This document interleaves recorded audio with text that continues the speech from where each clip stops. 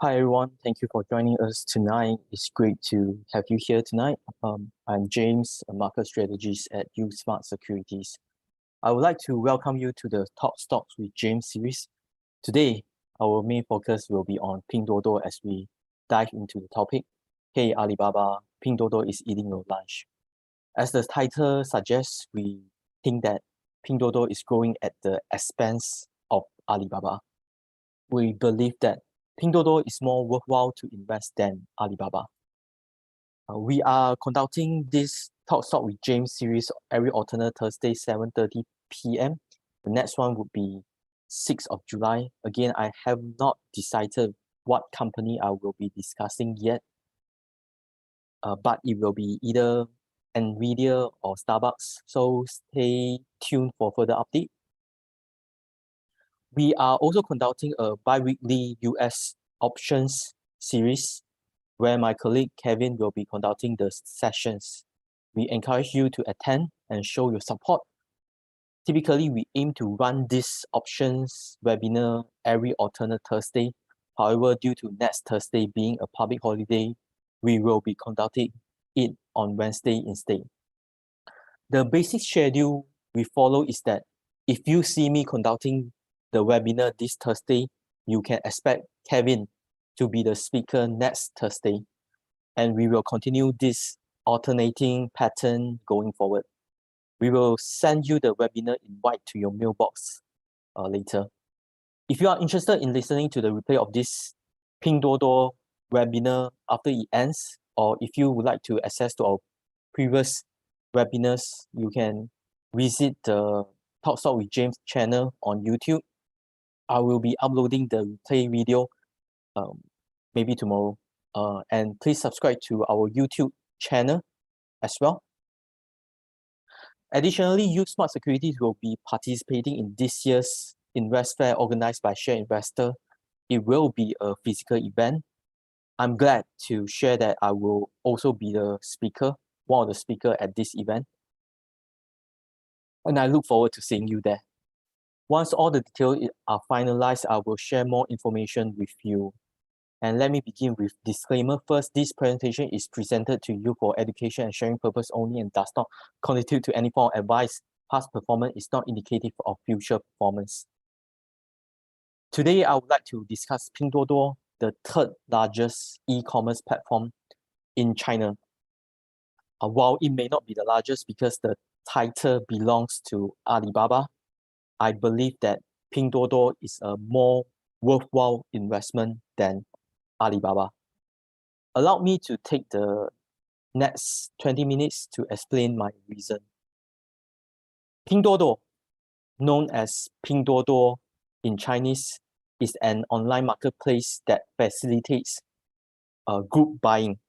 It enables users to form groups and purchase items together. By collaborating with others to buy a specific product on Pinduoduo, you can enjoy a discounted price. For instance, if a product is priced at 99 yuan, joining a group of people may reduce the price to just 49 yuan. You can think of Pinduoduo as a combination of many companies. The Pinduoduo app itself operates similar to Taobao, an e-commerce platform. Within the app, there are additional features such as 多多买菜 that focuses on group buying of fresh produce, much like 叮咚买菜 and 美团优选. Pinduoduo 直播 allows users to sell items through live streaming, a concept similar to platforms such as Douyin and Kuaishou. Furthermore, Pinduoduo overseas app Temu serves as an e-commerce platform targeting customers outside China, comparable to Amazon's international presence. I know some investors will think that Pinduoduo is probably trading at quite a steep price right now, considering the 2022 low was just $25 and now the share price has rebounded 186% to $73. But the all-time high in 2022 was $202. So the current share price at $73 still looks quite attractive, considering it is still about 63% lower than the all-time high itself. Okay, first of all, let's look at what makes Pinduoduo a good e-commerce platform. Why do some consumers prefer shopping on Pinduoduo over other e-commerce platforms? One main reason is that the items available on Pinduoduo offer better value for money. They are typically more affordable compared to other platforms, and they also provide a wide variety of options. Additionally, Pinduoduo frequently organizes flash sales and promotions, making their offering even more appealing. Furthermore, Pinduoduo emphasizes on social interactions, actively encouraging users to engage in group buying with their friends and family. This social aspect enhances the shopping experience, making it more engaging and enjoyable for many individuals. Firstly, let me explain why items on Pinduoduo are usually cheaper. Pinduoduo operates through a consumer to manufacturer model, C2M model, which is the ultimate version of cutting out the middleman. This model aims to eliminate all intermediaries. In contrast, traditional e-commerce players still involve multiple parties in the supply chain itself. A manufacturer produce goods and sell them to wholesaler, who then distribute the products to retailer, and this retailer then list the items on the e-commerce platform to sell them to consumer. These are those traditional e-commerce player platform, how they operate. However, Pinduoduo's C2M model directly connects manufacturer with customers. This direct to customers approach eliminate the need for inventories, logistic and distribution intermediaries. As a result, consumer can purchase high quality products at ultra low prices. Furthermore, Pinduoduo user can secure group discount on products by buying in bulk directly from manufacturer. This approach allows Pinduoduo to leverage economy of scale by aggregating customer demand. Pinduoduo can negotiate better prices and terms with manufacturer, further reducing the cost itself. As a result, Pinduoduo can offer its user high quality products at low prices. Another approach to maintaining affordable prices for items on the Pinduoduo platform is through subsidizing the merchants' products. In 2019, Pinduoduo introduced a 10 billion yuan subsidy program, which served as an incentive for merchants to list their products on Pinduoduo platform and attracted many customers to make purchases through the platform. Moreover, in a recent quarterly earnings call in May 2023, Pinduoduo announced the launch of another 10 billion ecosystem initiative. This move was partially motivated by the fact that JD.com, one of their competitors, had also launched a 10 billion subsidy program in an attempt to gain a larger market share. So how cheap is the products, is the items listed on Pinduoduo? For example, if you visit the Amazon platform, you will notice that the Nintendo Switch OLED is selling at 419 Sing dollars. In comparison, the same Nintendo Switch is available for $348 on Pinduoduo, $387 on Taobao, and $391 on JD.com. These comparisons show you that the products on Pinduoduo are generally more affordable. Pinduoduo is a social e-commerce platform that offers a unique and engaging shopping experience. When you visit the platform to make a purchase, you will quickly realize that it's more cost-effective to engage in group buying. So this encourages users to invite friends and family on popular social media platforms like WeChat or QQ to form group and make purchases together, thereby enjoying the discounted items as a collective. Let's take an electric screwdriver as an example. It's priced at 69 yuan if you buy it yourself now.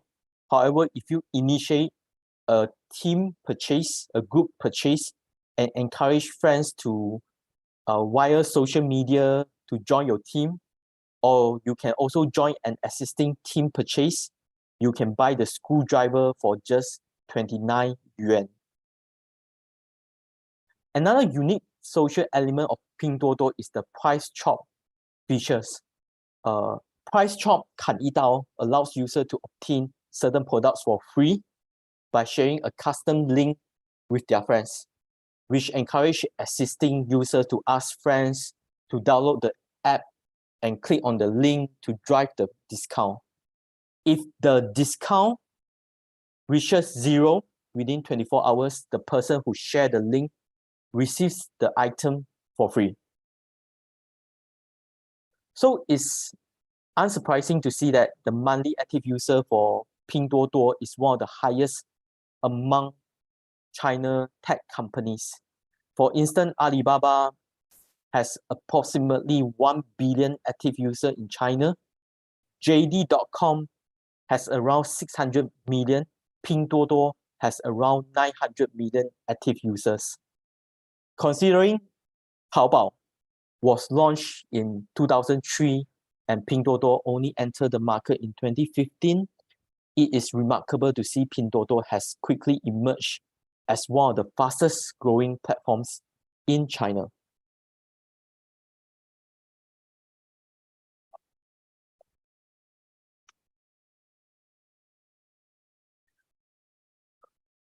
Pinduoduo has been successful in attracting active users from platforms like Alibaba due to the China government's crackdown on the choose one from two practice.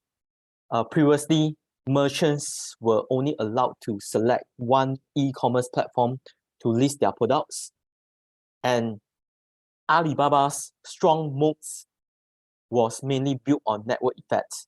With the choose one from two rules in place, most merchants naturally chose Alibaba since it had the largest customer base itself. This was especially true for brand stores. They normally will choose Alibaba. As a result, consumers previously preferred to shop on Alibaba's platform. However, since the China government decided to stop the choose one from two practice, it has contributed to the success of Pinduoduo. Merchants now are no longer limited to a single platform and can now redirect customers to other e-commerce platforms with lower commissions, which is Pinduoduo. It's now natural for merchants to list their products on Pinduoduo since Pinduoduo takes a lesser cut in transactions. Pinduoduo also offers subsidies, lower advertising costs, and group purchase discount, leading to lower prices for most products compared to Alibaba. This results in gradual shift of customers from Alibaba to Pinduoduo. As a result, merchants are inclined to list their products on Pinduoduo. Having said that, if you want to invest in one Chinese e-commerce companies among Alibaba, JD.com, and Pinduoduo, my preferred choice would be Pinduoduo. Another contributing factor to Pinduoduo's high monthly active user is its focus on customers on lower tier cities. Although the asset market breakdown is not officially disclosed, it's estimated that Alibaba and JD.com generate a significant portion of their GMV from customers in Tier 1 and Tier 2 cities. In contrast, Pinduoduo's revenue comes mostly from Tier 3 and Tier 4 cities and below. For example, it's estimated that Pinduoduo generates 59% of their GMV from Tier 3, 4 cities and below. One reason for this distinction is the perception that customers in Tier 1 and Tier 2 cities who are generally relatively wealthier prefer to buy expensive and genuine products from platforms like Taobao rather than Pinduoduo, because it's commonly believed that Alibaba ensures stricter regulations and quality control to guarantee genuine products, as demonstrated by Alibaba's fight against counterfeit products in the past. On the other hand, Pinduoduo is often seen as more lenient or loose when it comes to onboarding merchants. So Alibaba's Taobao is dedicated to stop counterfeit products. However, there is still a demand from customers who simply cannot afford expensive, genuine products. So these customers turn to Pinduoduo to buy items that fit within their budget, as they simply cannot afford pricier items on Taobao. Let's spend some time to look at the competitive landscape in order to understand how Pinduoduo is performing.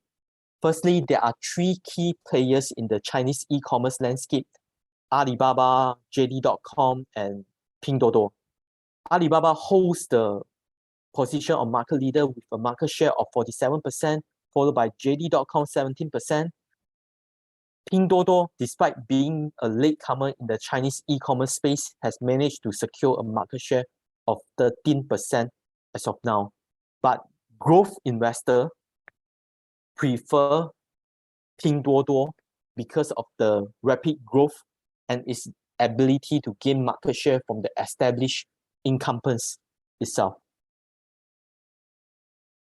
In the e-commerce space, it's important to understand the distinction between first-party 1P and third-party 3P model. Basically, first-party refers to the e-commerce platform itself, such as JD.com, directly purchases and owns inventory. First-party player is also responsible for storage, packaging, and shipping. Platforms like JD.com normally own numerous fulfillment centers and have strong logistic infrastructure, enabling them to deliver goods fast, quickly. Another advantage of the first-party model for the e-commerce platform is the ability to have full control over inventory. For example, companies like JD.com can choose to buy a wide variety of goods and making them all available to customers. Additionally, they can exercise better control over the product quality, and customers prefer purchasing expensive products from first-party player, as they have confidence that the goods are genuine and not some counterfeits. However, the major downside of the first-party model is that typically it operates on low profit margins. Another downside is first-party is an asset-heavy business model. A third-party business model involves onboarding many merchants to list their products on an e-commerce platform, and these merchants own and manage their inventories while setting the prices for their products. A platform like Pinduoduo charges merchants commission for facilitating transactions. Additionally, merchants may pay marketing or so-called advertising fees to secure priority listing and increase traffic on the Pinduoduo platform. As a result, this model is known for its high profit margin. Because on top of the transaction fee, you are charging the merchants the advertising fees itself. However, the downside is that platforms often prioritize onboarding as many merchants as possible, leading to a loose onboarding process. This can result in counterfeit products being sold on Pinduoduo. Additionally, some third-party player like Pinduoduo does not have their own logistic infrastructure, leading to longer delivery time. Both business model, first party and third party, have their advantages and disadvantages.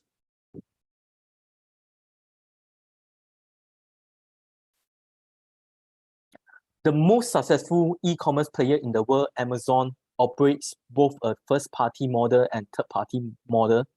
However, it's undeniable that third-party revenue has been growing faster than first-party model in recent years, enjoying a higher profit margins as well. This has led some investors to urge Amazon to let go of the first-party model and focus solely on the third-party model itself. Personally, I believe that third-party business model represent the future of e-commerce. Pinduoduo previously had some first-party business, but has completely phased it out and now solely focus on third-party. JD.com initially started with a first-party model and slowly expanding to third-party. Alibaba is peculiar, as recent quarterly earnings indicate that it has slower growth in first-party it has slower growth in the third-party business model compared to first-party. Nevertheless, Pinduoduo third-party model is thriving with revenue growth of 39% compared to last year, outpacing other players in the industry itself.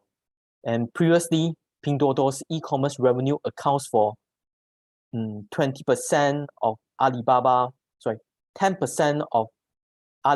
e-commerce revenue in 2020, but by 2022, it has increased to 20%. Another indication that the third-party model is potentially a better strategy can be observed by looking at the GMV number itself. Pinduoduo GMV is showing rapid growth of 39% this year, outpacing other players again. Initially, Pinduoduo's GMV was 20% of the size of Alibaba's GMV in 2020. Based on my estimations in 2022, it has now increased to approximately 38% of Alibaba's. And Alibaba still holds the largest third-party revenue among all players itself. The size of Pinduoduo third-party business was 17% of Alibaba's third-party revenue in 2020. In 2021, it increased to 27%, and by 2022, it further rose to 45%. These figures indicate that Pinduoduo is attracting merchants away from other platforms, and merchants are more willing to advertise on Pinduoduo compared to other platforms. And this is the most one of the most important slides, as it shows you the advertising revenue of China tech stocks itself. So Pinduoduo advertising revenue is now larger than Baidu, Kuaishou, JD.com, Tencent, indicating that Pinduoduo is one of the leading advertisers in China. Now looks at let us look at the financial statement itself. The year-on-year revenue growth for Pinduoduo was 97% in 2020 and 58% in 2021 and 38% in 2022. Although the growth rate has been declining, it remains one of the best among China's tech stocks. Moreover, Pinduoduo has been consistently profitable since 2021, as evidenced by its positive operating income itself. In the most recent quarterly earnings report, Pinduoduo recorded a year-on-year revenue growth of 58%, and the operating income has increased by 221%. This result indicate that there are no signs of a slowdown for Pinduoduo yet. And let's look at the profit margin. The gross margin looked healthy at 70% in the latest quarter. Operating margin was 18%. We may start to see the operating margin comes down due to its aggressive overseas expansion itself. There are three key components in the revenue. Firstly, merchandise sales is the first-party model revenue that Pinduoduo buys directly from supplier and sells directly to customers.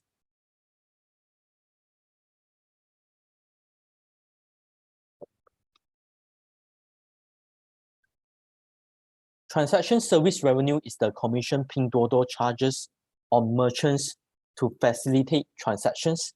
And lastly, online marketing services is the advertising revenue. So these two revenue belong to the third-party model revenue. There are a few key takeaways when looking at the revenue breakdown. Firstly, Pinduoduo is closing down the merchandise business. Is closing down the first-party business. We can see that the merchandise sales is 0 in the latest quarter. Secondly, the revenue generated from online marketing services contributed to about 70 to 80% of Pinduoduo total revenue.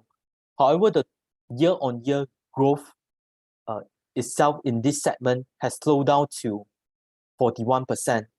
Nevertheless, this is still okay, considering Pinduoduo's advertising revenue remains one of the highest among all China's tech companies itself. Thirdly, the transaction service revenue currently accounts for about 21% of Pinduoduo total revenue.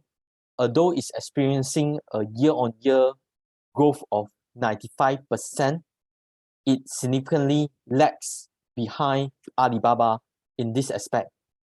For instance, Alibaba's take rate, which represents the percentage of revenue earned from transaction, is around 7 to 8%. In comparison, Pinduoduo take rate ranges from approximately 1 to 3%. To put it simply, Pinduoduo business model makes it difficult to charge a higher take rate because the item listed on Pinduoduo is already selling at a very low prices. However, Pinduoduo deliberately avoids increasing the take rate because its main objective is to attract as many merchants as possible. The rationale behind this is that a greater number of merchants leads to more customers, which in turn attracts even more merchants. To achieve this, Pinduoduo launched the 10 billion yuan subsidy program to subsidize merchants' products, enticing them to list their products on the platform. In summary, Pinduoduo's business model is to onboard as many merchants on the platform as possible. What Pinduoduo really cares about is the advertising revenue. The advertising revenue, as I mentioned earlier, accounts for 70 to 80% of the total revenue. Pinduoduo wants merchants to spend on advertising to gain user attention. Pinduoduo also launched its overseas version of the app in the US in August last year. It's called Temu. The app is now available in Canada, Australia, and New Zealand, as well as France, Germany, Italy, the Netherlands, Spain, and the United Kingdom. The main idea here is to sell Chinese products to overseas customers. If I were staying in the US right now, I would imagine that the products listed on Temu are too cheap to resist, especially since the delivery is now free. So even though the delivery time is longer, around 7 to 15 days, compared to Amazon delivery time of under 2 hours, it might still be worth it to order things from Temu itself. I believe one of the key reasons why Temu is selling products so cheaply to US customers is because Pinduoduo is subsidizing them. However, it remains to be seen how long Pinduoduo can sustain this subsidy program overseas. Another aspect which I don't quite like is Temu expanding into too many countries. Overexpansion often results in a significant cash burn. However, who am I to say that the overexpansion won't work? I mean, if Shein can succeed in so many countries, why not Temu? And let's talk about Pinduoduo past performance. It has a very volatile performance. It achieved remarkable 68% return in 2019 and an impressive 369% return in 2020. However, it experienced decline of 67% in 2021, followed by a positive 39% last year itself. So considering the year-to-date return of negative 10%, this is quite an unusual quiet year so far for Pinduoduo.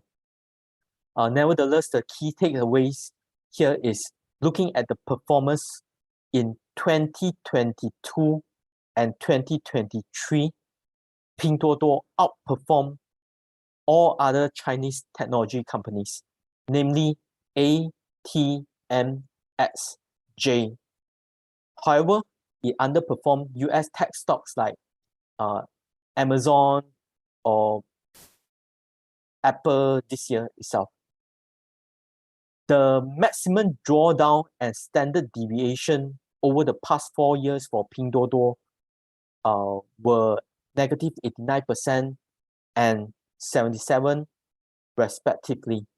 This indicates that Pinduoduo is the most volatile stocks compared to other companies and indices in this list itself. However, despite the volatility, Pinduoduo has achieved a favorable 4-year annualized returns of 36%, making it the best among Chinese tech stocks and one of the top performers among US technology companies. When comparing Pinduoduo and Apple, it's worth noting that Apple has outperformed Pinduoduo in terms of the 4-year annualized return at 39%. Additionally, Apple is less volatile with a maximum drawdown of just negative 35% and standard deviation of 34%. The key message I want to convey here is that there are many excellent US technology companies such as Apple. For growth investors, it is advisable to first construct a portfolio consisting of US technology companies. Once you have accumulated enough US tech stocks, you can then consider exploring Chinese technology companies. Among the e-commerce players, including Alibaba, JD.com, and Pinduoduo, Pinduoduo is my preferred choice. However, when considering other China tech stocks, Pinduoduo would likely rank number 3 in my preference. My ranking is as follows: Tencent, followed by Meituan, and then Pinduoduo.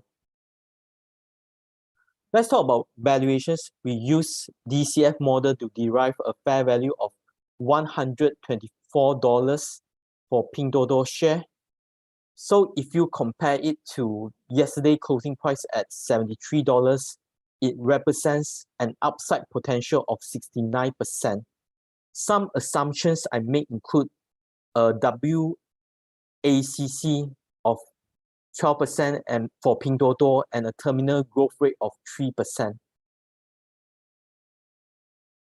In comparison, the 12-month target price according to Bloomberg consensus is $105, an upside potential of 44%.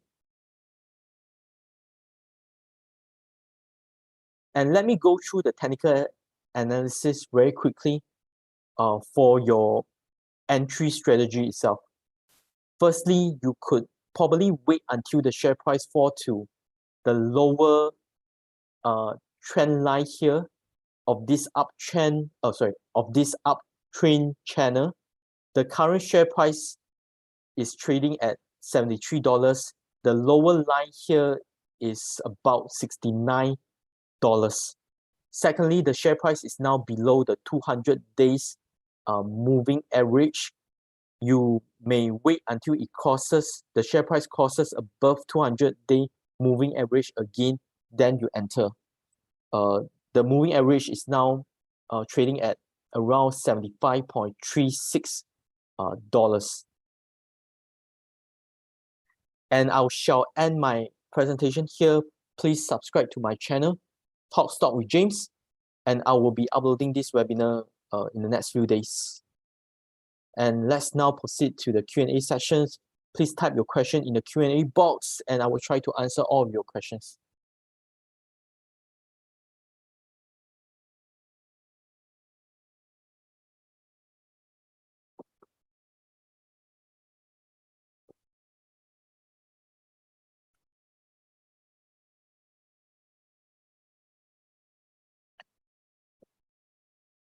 Okay, first question, what is a good entry price for S&P 500 ETF? Like SPY ETF.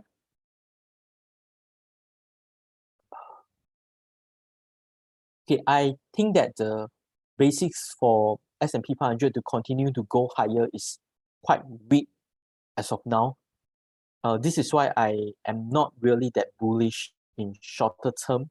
I would say that if you already own some S&P 500 ETF like SPY, probably now is not the right time to enter. You should probably wait for more corrections, some corrections like 4,000 to 4,100 for S&P 500 index. Then you look back at the ETF itself. So personally, I want the index to drop to 3,600, but it may seem unlikely for now. So why I think the upside could be limited for S&P 500 is because previously market push up S&P 500 index as market participants believe that FOMC will reach the terminal rate soon at maybe 5 to 5.25%. But now we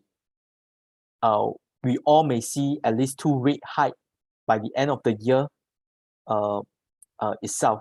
So the latest projection by CME Fed Watch is that FOMC will raise 25 basis points in July and will not cut rate this year. The problem here is higher rates for longer narrative is bad, but no one cares. So I think either investors don't believe the Fed member will stay that hawkish, or they simply believe that the earnings will save them. So true enough that the earnings are better than expectation in the first quarter this year. But when the second quarter earnings release in July, we shall see whether it still beat the expectations itself. If it continue to beat the expectation, probably I will give out my short-term bearish view and turn bullish ultimately. Okay, this is a good question. What is the impact of Alibaba changing CEO? Okay, I believe Alibaba was down when they announced, and probably Alibaba is also down yesterday, or maybe just move out slightly, I can't remember. So it naturally doesn't look really good when a company change CEO, especially there are not a lot of publicly available informations about the new CEO, Wu Yongming. I only know that he is one of the co-founder, he is one of the 18罗汉. In short, the news itself is short-term bearish. In longer term, it is a good news. Why do I say so? Because it actually shows the investor that Alibaba's determinations to quickly change things to survive in the e-commerce space. And if you have listened to my Alibaba's webinar, I think last month or 2 months ago, I say that I don't think that the previous CEO is a good CEO compared to Jack Ma. And just a wild guess, I reckon Alibaba will launch a 10 billion subsidy program soon. I mean, since JD.com and Pinduoduo are already doing so, it does not make sense to me that Alibaba does not follow suit. So I would say that probably Alibaba does not launch the 10 billion subsidy program yet because it's waiting for the new CEO. So it could be positive when they announce, if they announce. All in all, I personally don't quite like Alibaba. I maintain my neutral view. All I like to say is 留给阿里巴巴的时间不多了，真的不多了。Okay, next questions. Which one do you think that has better growth opportunities, Meituan or Pinduoduo? Okay, again, it's a good question. Thank you for asking. I think both have really good growth opportunities, but since Pinduoduo is doing a lot of overseas expansion now, so the revenue growth may surprise all of us. And Meituan only ventured into Hong Kong lately, which is still part of China. So I would say that the growth opportunity for Pinduoduo is better. But Meituan should be the market leader in China local live service space now, which is an exciting space to be in. So I would say that the growth opportunities is also quite huge for Meituan. Just continue to try and grab more market share in China. My understanding is Pinduoduo is not the market leader in many space, not just in e-commerce. It is probably the market leader in group buying, fresh produce, and probably that's it.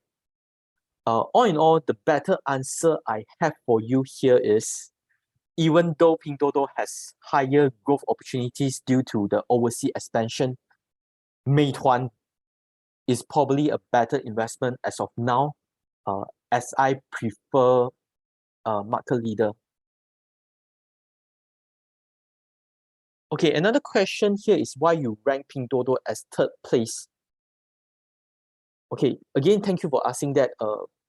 As I mentioned before, to share with you the reason why I like Meituan, because Alibaba is a market leader.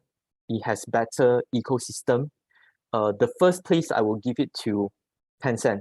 Tencent has an even greater ecosystem. By the WeChat itself, is typically no competitors.